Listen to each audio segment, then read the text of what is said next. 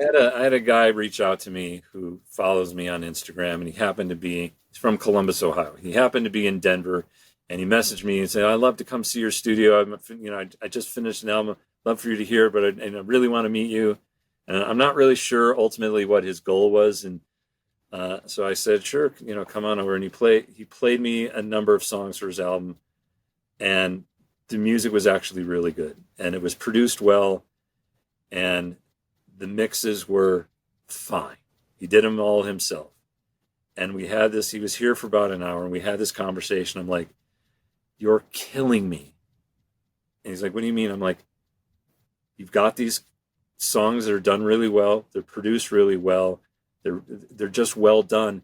But the mixes they're good, but they're just good. Hearing something that could be amazing and being okay with it just being good enough to get on social media, you're killing me." And he left here and like, "Oh man, I got a lot to think about." And this idea that I inspired him to be better than, and a week later it was on Instagram. So it didn't sink in that deep. And it's frustrating. And of course the financial aspect is a big part. Did the guy have, $15,000 to remix his album? It's a young kid, it's 20 something. So obviously probably not, but Well, no, I mean, I think it depends. I think it depends because we definitely, I mean, when we were working with you on our records, I mean, of course, I had my own company then, right? So I'm an entrepreneur. I had my own business, so we had sure, money to fund, but I, but I I but get I but that. I felt like I really honestly, I'm telling you, it's intent. It's not just it's really the intent of the artist. Like what is your ultimate intent? And you said at the very first thing when I asked the question, you said I'm looking for artists that want this. So I think that's the space that you have to go if you Well, want to do let's what go you're back to talking what about you doing. just said. Yeah. Here's the difference between 2024 and 2004. Home studios didn't exist.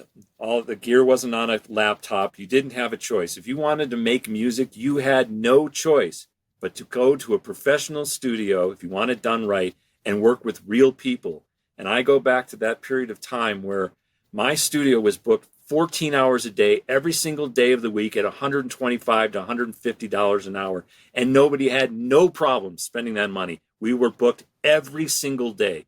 And now you look at them and say it costs more than $350 to mix a record, and they think you're crazy. And it's like, you understand what this used to take?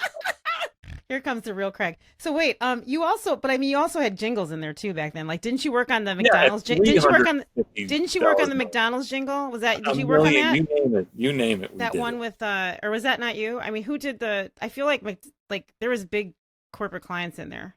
Yeah, we had the biggest ad agencies in the world in there every day. Exactly. It was a whole different level. It was a whole different. I mean, it's hard to. It's like the good old days. I get it. I will say that one thing that my son told me, Dexter, who's he's a jazz musician. He's fighting for his creative life in New York, and I God bless him. I love him. I want him to be successful. He did say that I feel like from his generation, he's 20, that the volume they really do focus on volume because of social media, getting as much content out as possible. So that's also probably one of those like those pushbacks, just put like hurry up and get it out because you never know if it's going to hit or not. So it's just all Right, that. but so let's talk about this kid who came here who did a 13 song album. You can't get people to spend 15 seconds, and you're going to get someone to pay attention to 13 songs when releasing it all at once.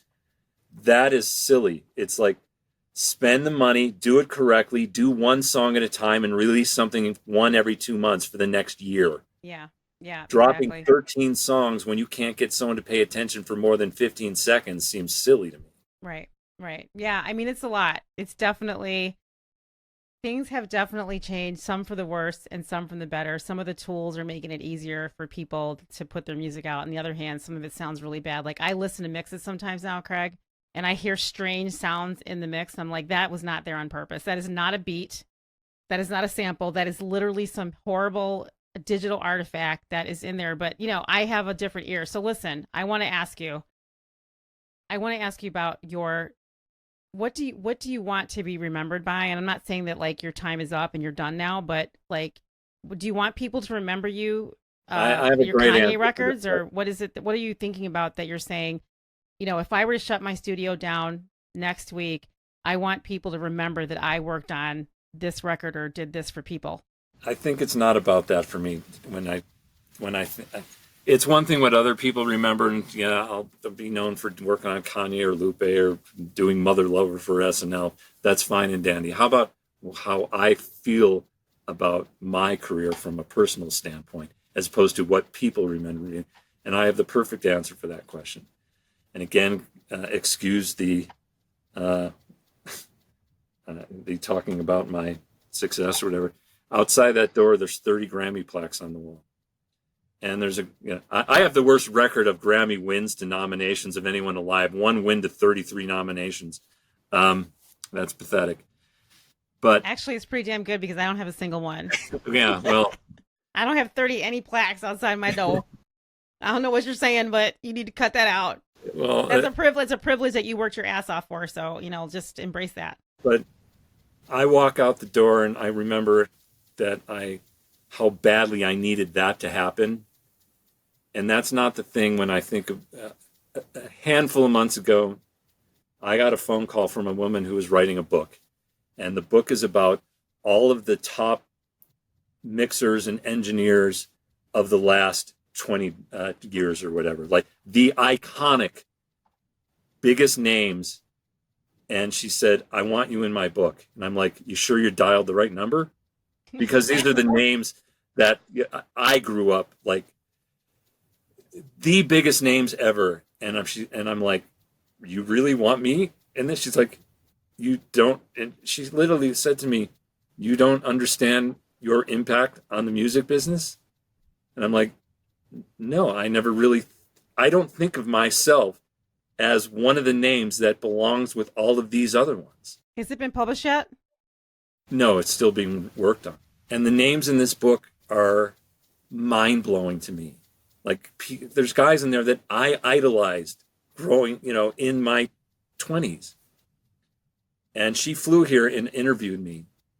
And it was like, and when I think about my career, when I see my face and all that information next to all these other guys, that's the thing I'm going to remember about my career more so than those plaques on the wall.